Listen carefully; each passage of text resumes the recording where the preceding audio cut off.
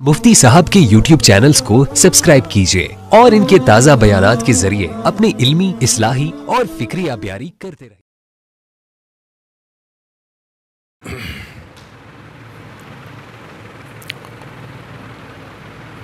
ایک موضوع کے متعلق 2 جمعے قبل ہماری گفتگو ہو رہی ہے کہ اسلام کے اندر نکاح کا تصور کیا ہے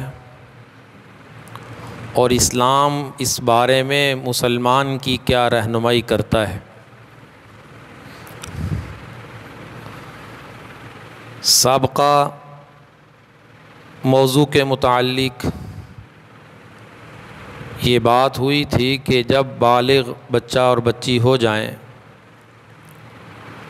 ان کا نکاح کرنے سے پہلے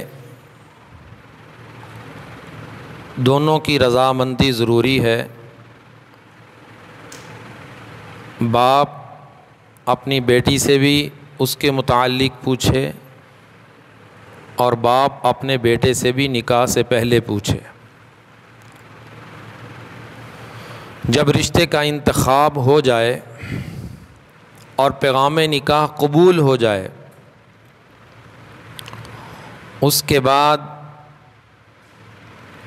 نکاح کرنے میں تاخیر نہیں کرنی چاہیے۔ اسلام نے اس چیز کو پسند نہیں فرمایا۔ ہمارے معاشرے کے اندر یہ جو رواج ہے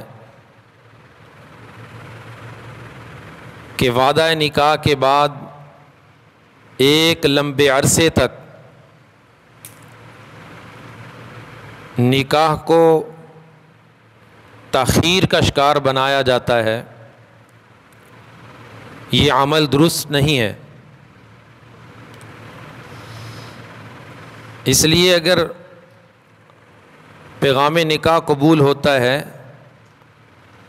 تو باپ نکاح کے اندر تاخیر نہیں کر سکتا۔ نکاح میں تاخیر کرنے کے جو نقصانات اس معاشرے کے اندر ہو رہے ہیں وہ ہم سب کے سامنے ہیں۔ رشتہ طے کرنے کے اندر اسلام کوئی خاص طریقہ پیش نہیں کرتا کہ جب ایک جگہ پہ پیغام نکاح قبول ہو گیا، لڑکے والے بھی راضی ہیں، لڑکی والے بھی راضی ہو گئے، اب اس کے بعد کا جو مرحلہ ہے جو ہمارے معاشرے کے اندر عام طور پہ رائج ہے جسے ہم منگنی کا نام دیتے ہیں، اسلام کے اندر منگنی کا کوئی تصور نہیں ہے۔ میں کئی بار یہ بات عرض کر چکا ہوں کہ جو ہی ہم اسلام کے طریقے سے ہٹتے ہیں اس کا نقصان مسلمان خود اٹھاتا ہے، مختلف قسم کی پریشانیوں کا سامنا کرتا ہے، اور اس کا سبب ایک ہی ہوتا ہے کہ اس عمل کو کرتے ہوئے اسلام کی تعلیمات کو چھوڑا گیا ہے۔ یہ بات کئی مرتبہ کئی معاملات کے متعلق ہو چکی ہے۔ تاجر بھی نقصان اس وقت اٹھاتا ہے جب تجارت کو رسول اللہ صلی اللہ علیہ وسلم کی تعلیمات کے خلاف کرتا ہے۔ معاملات کے اندر بھی انسان اس وقت نقصان اٹھاتا ہے جب معاملہ رسول اللہ صلی اللہ علیہ وسلم کی تعلیمات کے خلاف ہوتا ہے۔ معاملات کے اندر کتنا اہم عمل اللہ کے نبی کا ہے، قرآن کا ہے، پھر اللہ کے نبی کے ارشادات ہیں کہ جب تم کسی سے کوئی معاملہ کرو تمہیں لکھنا چاہیے، تمہیں گواہ بنانا چاہیے۔ اب کتنے آپس میں لین دین کے معاملات ہیں، کوئی مسلمان لکھنے کو تیار ہی نہیں۔ اگر کوئی کہہ دے تو آگے سے معاملہ کرنے والا کہتا ہے میرے اوپر تجھے اعتماد نہیں، میں آپ کا بھائی ہوں، میں آپ کا فلاں ہوں، میں آپ کا دوست ہوں، میں آپ کا عزیز ہوں، تو میرے اوپر اعتماد کرو، لکھنے کی کیا ضرورت ہے۔ اپنی عقل کو یہ بہتر سمجھتا ہے اور رسول اللہ صلی اللہ علیہ وسلم کی تعلیمات کو کمزور سمجھتا ہے کہ میری رائے بہتر ہے رسول اللہ صلی اللہ علیہ وسلم کی رائے سے، اپنے عمل سے یہ ظاہر کرتا ہے۔ اللہ کے نبی فرما رہے تم اس معاملے کو لکھو۔ قرآن کی سب سے بڑی آیت جو اللہ نے قرآن میں سورۃ البقرہ میں نازل کی وہ معاملات کے متعلق ہے، لکھنے لکھانے کے متعلق ہے، سب سے بڑی آیت ہے قرآن کی۔ لیکن معاشرہ اس سے بہت دور ہے۔ انسان یہ سمجھتا ہے کہ میں نے ہمیشہ دنیا میں رہنا، میری موت بڑی دیر کے بعد آئے گی، جبکہ انسان کی زندگی کا کوئی بھروسہ نہیں ہے۔ کیوں اسلام نے تعلیمات دی ہیں کہ تم اپنے زندگی کے معاملات لکھ کے رکھا کرو، کس کو کیا دینا ہے، کس سے کیا لینا ہے، پورا وصیت کا طریقہ موجود ہے اسلام کے اندر۔ اس کے کتنے فائدے مسلمان کو ہوں گے۔ اچانک دنیا سے چلا جائے تو گھر والوں کو تو پتہ نہیں ہوگا کس کو دینا ہے، کس سے لینا ہے، اس نے پورا سر پہ بوجھ لے کر دنیا سے چلا گیا۔ اس لیے میں بار بار کہتا ہوں کہ اسلام کے ہر عمل میں حسن اور خوبصورتی ہے اور مسلمان کا فائدہ ہے۔ معاملات میں نے بڑے غور سے یہ بات دیکھی، اللہ تعالیٰ نے ایسے اصول اور قانون بنا دیے کہ جس میں مسلمان کا فائدہ ہی فائدہ ہے، اور جس معاملے میں مسلمان کا نقصان تھا اسلام نے اس سے روک دیا کہ یہ کام تم نہیں کر سکتے، تمہارا نقصان ہے۔ اور حقیقت میں نقصان ہوا، ہم نے اپنی آنکھوں سے دیکھا۔ تو میں عرض کر رہا تھا کہ ہمارے معاشرے میں رشتہ طے کرنے کے لیے جو منگنی کا سسٹم ایک رائج ہو چکا ہے، اسلام اس کا کوئی تصور پیش نہیں کرتا، اسلام میں اس کا کوئی تصور نہیں ہے۔ اسلام کے اندر تو یہ ہے کہ تم کسی جگہ نکاح کرنا چاہتے ہو، اپنے بچے بچی کا کرنا چاہتے ہو، وہاں پیغام نکاح بھیج دو، اور وہاں سے قبول ہو جائے تم نکاح کر دو۔ میں نے عرض کیا تھا حضرت فاطمہ الزہرا رضی اللہ تعالیٰ عنہ کی جب عمر 15 سال ہوئی، حضرت فاطمہ کے رشتے کے لیے سیدنا ابو بکر بھی تشریف لائے، سیدنا عمر بھی تشریف لائے، لیکن آپ نے معذرت کر لی۔ جب حضرت علی رضی اللہ تعالیٰ حاضر خدمت ہوئے تو آپ نے قبول کر لیا، اور وہی بھی آ گئی کہ اپنی بیٹی کا نکاح حضرت علی سے کر دو، یہ رشتہ مناسب ہے۔ کوئی تصور نہیں تھا وہاں پہ، اور یہ ساری چیزیں ہمیں غیروں سے مل رہی ہیں اور مسلمان ان میں مبتلا ہو رہے ہیں۔ تو منگنی اگر اس کی شریعت دیکھی جائے، ایک نکاح کا وعدہ ہے کہ دونوں گھرانے اس بات کا وعدہ کرتے ہیں کہ ہم نکاح آپس میں اپنے بچے بچی کا کریں گے، اس سے زیادہ کچھ نہیں ہے۔ ایک وعدہ نکاح ہے، اور ایک وعدہ نکاح کے لیے اتنے لمبے چوڑے پروگرام، اتنی خرافات، جس میں رسول اللہ صلی اللہ علیہ وسلم کی تعلیمات پسے پشت ڈالنا لازم آتا ہے، مسلمان کو اس کی کوئی پرواہ نہیں ہے۔ منگنی کی رسم کو ادا کرنے کے لیے کتنے جتن کرنے پڑتے ہیں۔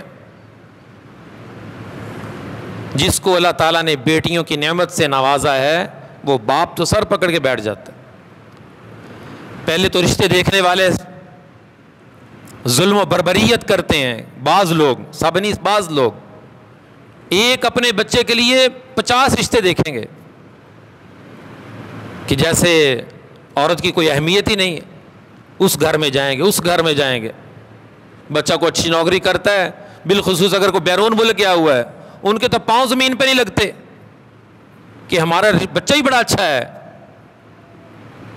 اور جو بچیاں ہیں وہ معمولی ہیں، اللہ نے انہیں بھی مقام اور عزت دی ہے، وہ بھی کسی کی عزت ہے، کسی کی بیٹی ہے، کسی کے جگر کا ٹکڑا ہے۔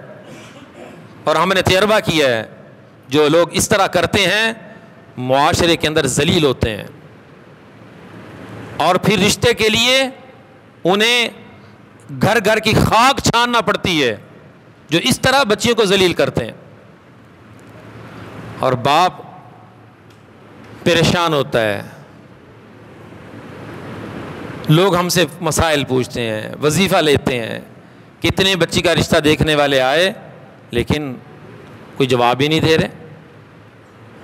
اور اس کے بعد رشتہ طے ہو جائے تو پھر اب منگنی کا سسٹم سامنے آ گیا. اب باپ کے اوپر پھر بوجھ آ گیا. باپ کو مختلف مراحل سے گزر کر اپنی بیٹی کو رخصت کرنا پڑتا ہے. یہ مشکلات کی دیوار کس نے کھڑی کی ہے؟ اس معاشرے نے کھڑی کی ہے.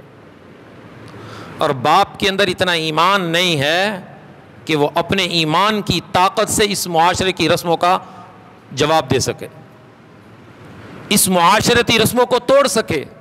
اتنی ہمت نہیں ہے اپنی برادری کا مقابلہ کر سکے. اسے بس میٹھی میٹھی سنتیں یاد ہیں کہ وہ بھی سنت ہے، یہ بھی سنت ہے. جس سنت پر عمل کر کے معاشرے کو اچھا پیغام ملنا چاہیے تھا اس کو چھوڑ دیتا ہے. اپنی بیٹی اپنے بیٹے کا نکاح سنت کے مطابق کر کے دکھاتا، معاشرے کو پتہ چلتا کہ نکاح یہ ہوتا ہے. تو منگنی کا کوئی تصور نہیں ہے. بس زیادہ سے زیادہ یہ ہے کہ دونوں گھرانے آپس میں ایک دوسرے کے ہاں چلے جائیں، اگر کوئی مناسب سے ایک دوسرے کو گفٹ دینا چاہیں تو دینے میں کوئی حرج نہیں ہے، بس یہ کافی ہے. اب یہاں پہ کیا ہے؟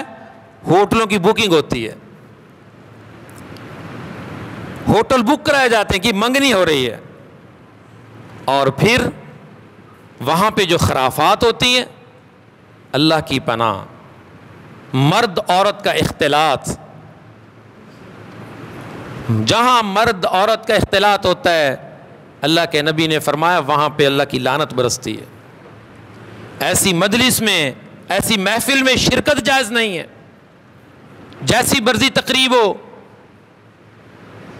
جتنا بھی قریبی رشتہ دار ہو، اگر دل میں ایمان ہے، اگر دل میں ایمان ہے، اگر رسول اللہ صلی اللہ علیہ وسلم کی سچی محبت ہے، تو میرے نبی نے فرمایا ہے کہ اس محفل پر، اس مجلس پر، اس تقریب پر لعنت برستی ہے، تو ایمان والا کبھی اس مجلس میں شرکت نہیں کرے گا، بائیکاٹ کرے گا اور بتائے گا اس معاشرے کو کہ ہم رسول اللہ صلی اللہ علیہ وسلم کے سچے ماننے والے ہیں.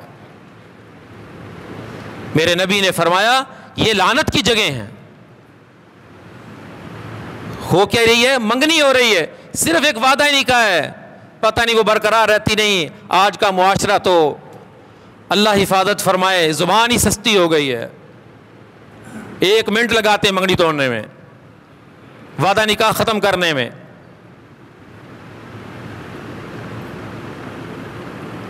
پہلی خرافات میں سے پہلا سسٹم یہ ہوتا ہے مرد عورت کا اختلاط، جو کہ شریعت میں ناجائز اور حرام ہے. منگنی میں شرکت ویسے ہی جائز نہیں ہے چونکہ رسم ہی ہندوؤں کی ہے، سسٹم ہی مکمل غیروں کا ہے. اور اس سے آگے بڑھیے، ابھی نکاح نہیں ہوا، لڑکے اور لڑکی کو اکٹھا بٹھا دیا جاتا ہے. آگے والا قدم، آگے والا عمل جو سراسر شریعت کی نگاہ میں ناجائز اور حرام ہے. جب تک نکاح نہیں ہوتا لڑکا اور لڑکی آپس میں غیر محرم ہے.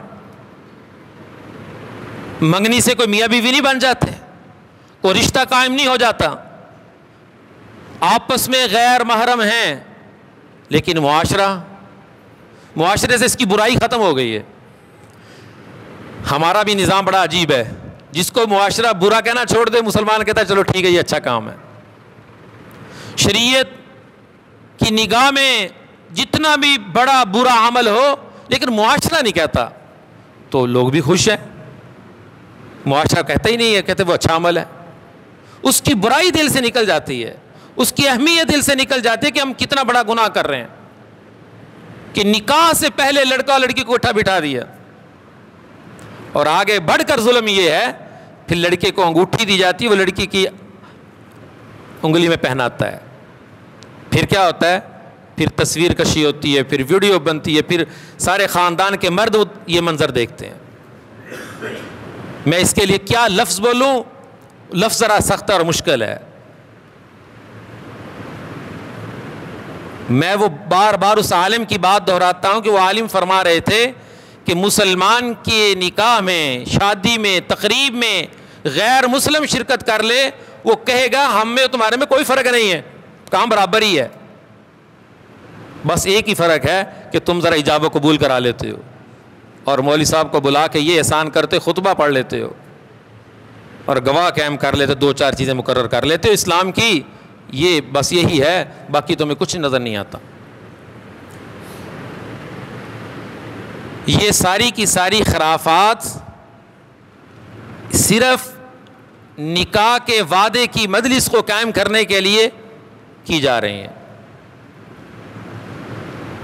تو میرے عزیزو, ہمارے پاس جب اتنا خوبصورت نظام موجود ہے, سسٹم موجود ہے, رسول اللہ صلی اللہ علیہ وسلم کی پاکیزہ سیرت موجود ہے, آپ کی سنت موجود ہے, آپ کا عمل موجود ہے, آپ کا پاکیزہ راستہ موجود ہے جس میں مسلمان کا نفع ہی نفع ہے, ہم اسے کیوں اختیار نہیں کرتے؟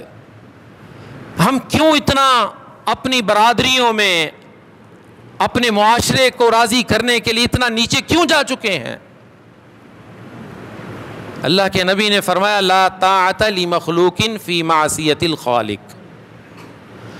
جہاں اللہ کی نافرمانی لازم آ رہی ہو وہاں تم مخلوق کی بات نہیں مان سکتے.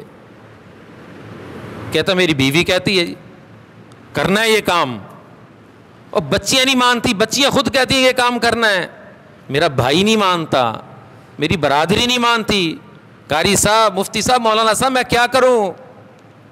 اللہ اکبر, میں مدینے والے کو دیکھوں یا برادری کو دیکھوں؟ میں اللہ کے نبی کو دیکھوں یا اپنی بیوی کو دیکھوں؟ کس کو دیکھوں میں؟ یہ کہتا میں نے تو ان کی بات ماننی ہے, چاہے گناہ کبیرہ کا ارتکاب سینکڑوں مرتبہ کرنا پڑے, میں تو گھر والوں کو راضی کرنا ہے. کیا کریں جی, معاشرہ اجازت ہی نہیں دیتا. کلمہ معاشرے کا پڑا ہے, لا الہ الا اللہ محمد الرسول اللہ, یہ معاشرے کا کلمہ ہے, یہ رسول اللہ صلی اللہ علیہ وسلم کا کلمہ ہے. اور کہتے ہیں یہ جنت کے ہم ہی جنت کے وارث ہیں, جنت بڑی سستی ہے. بس مسجد میں آ رہے ہیں, 5 وقت کی نماز پڑھ رہے ہیں اور پکے جنتی ہو گئے. گھر کا کیا نظام ہے, بیٹیاں کیا کر رہی ہیں, بیوی کیا کر رہی ہے, اور نکاح شادی کی تقریبات ہماری کیسی ہو رہی ہیں, کوئی پرواہ نہیں ہے, جیسے اس کے متعلق سوال ہی نہیں ہے. قیامت کے دن قدم نہیں ہٹ سکیں گے جب تک یہ سوال کا جواب نہ دے دیا جائے مال کیسے کمایا تھا اور خرچ کہاں کیا تھا. مستقل سوال ہے, مال کمایا کیسے تھا اور خرچ کیسے کیا ہے. ہاں, خرچ کیا تھا منگنی کی رسموں کو پورا کرنے کے لیے, برادری کو راضی کرنے کے لیے, رسومات کا پیٹ بھرنے کے لیے, وہاں مال خرچ ہوا تھا. سوال ہے ولا تسرفوا, فضول خرچی نہ کرو. اللہ فضول خرچی کرنے والوں سے محبت نہیں کرتا. ان المبذرین کانوا اخوان الشیاطین, فضول خرچی کرنے والے کس کے بھائی ہیں؟ شیطان کے بھائی ہیں. ان رسموں پہ پیسے نہ اڑاؤ. اللہ کے نبی نے فرمایا ان اعظم النکاح, سب سے بابرکت نکاح وہ ہے جس میں خرچہ جتنا کم ہوتا ہے, وہ سب سے بابرکت نکاح ہے. اس لیے ان رسموں سے نکلیں اور اسلام کی خالص تعلیمات پر آ جائیں, تمہارا فائدہ, مال بچے گا. اللہ کے نبی کی تعلیمات پر عمل کرو, مال خرچ نہیں ہوگا. پھر سر پکڑ کے بیٹھنا نہیں پڑے گا کہ پیسے کہاں سے لاؤں, کوئی پیسے کی ضرورت نہیں ہے اللہ کے نبی کی خالص تعلیمات کے اندر. اور جب وعدہ نکاح ہو جاتا ہے, منگنی کا لفظ مجھے بار بار اس لیے بولنا پڑتا ہے کہ معاشرے کو مسئلہ سمجھ نہیں آتا, ذہنوں پہ اوپر اتنا غالب آ چکا ہے یہ لفظ. اس لیے مجھے بھی بولنا پڑتا ہے سمجھانے کے لیے. جب منگنی ہو جاتی ہے تو ایک نکاح کا وعدہ ہو جاتا ہے کہ ہم یہاں پہ نکاح کریں گے, اور اس کے بعد وقت گزرنا شروع ہوتا ہے. اب بہتر یہ ہے جہاں پہ رشتے کا انتخاب ہو چکا ہے فوراً نکاح کر دیں. اگر آپ فوراً نکاح نہیں کریں گے تو اس کا نقصان اٹھانا پڑے گا جو معاشرے میں ہو رہا ہے. کیا ہو رہا ہے؟ ہمارے سامنے واقعات آتے ہیں, لوگ مسائل پوچھتے ہیں, پریشانی کے لیے دعا کروانے آتے ہیں. مسئلہ کیا ہوا؟ منگنی ہو گئی اور 1 سال تک نکاح نہیں ہوا, اور اس کے بعد لڑکے اور لڑکی کی گفتگو شروع ہو گئی, باتیں شروع ہو گئیں. جب رشتہ متعین ہو جاتا ہے اللہ کی طرف سے, اللہ پاک دونوں کے دلوں میں ایک دوسرے کی محبت پیدا کر دیتے ہیں. قرآن کہتا ہے وَمِنْ آیَاتِهِ أَنْ خَلَقَ لَكُم مِّنْ أَنفُسِكُمْ أَزْوَاجًا لِتَسْكُنُوا إِلَيْهَا هُنَّ لِبَاسٌ لَكُمْ وَأَنْتُمْ لِبَاسٌ لَهُنَّ. مرد عورت کا لباس ہے, عورت مرد کا لباس. آپس میں محبت کا رشتہ قائم ہوتا ہے, اور جب آپس میں گفتگو شروع ہوتی ہے, گفتگو سے بڑھ کر آگے ملاقات بھی شروع ہو جاتی ہے. یہ بھی ہمارے سامنے مسائل آئے. اب لڑکا کہتا ہے میں تو یہاں شادی نہیں کرتا,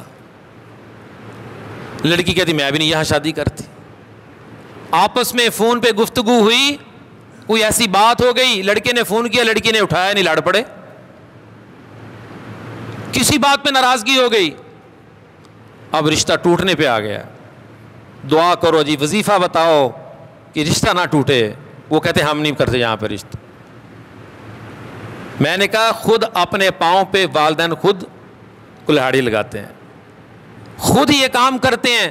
میں سوال کرتا ہوں, میں نے کہا آپ کو پتا تھا آپ کی بیٹی اس لڑکے سے بات کر رہی؟ کہ بالکل پتا تھا. ماں کو سارا پتا ہوتا ہے, اور باپ سے ذرا پردے میں رکھی جاتی باتیں.